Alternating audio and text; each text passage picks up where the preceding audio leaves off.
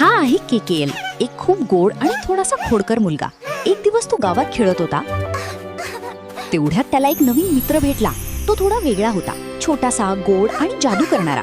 तो हसत म्हणाला, मी रोबो, तुझा नवीन मित्र.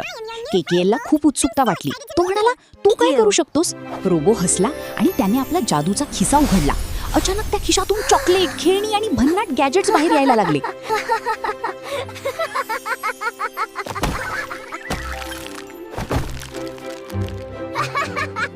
हे पाहून केकेएल खूप खुश झाला. तो उड्या मारत म्हणाला, वाह, अजून दे, अजून दे. पण हळूहळू केकेएल जास्तच मागायला लागला. रोबो थोडा शांत झाला आणि अचानक जादू बंद झाली. केकेएल आश्चर्याने म्हणाला, अरे, जादू का थांबली? रोबो हळू आवाजात म्हणाला, जादू नेहमी मदतीसाठी असते, लोभासाठी नाही. हे ऐकून केकेएलला आपली चूक समजली. तो म्हणाला, माफ कर रोबो, मी पुन्हा असं करणार नाही. रोबो हसला आणि दोघे पुन्हा आनंदाने खेळायला लागले. आणि त्या दिवसापासून केकेएलला कळलं, जास्त लोभ करणे चांगलं नसतं.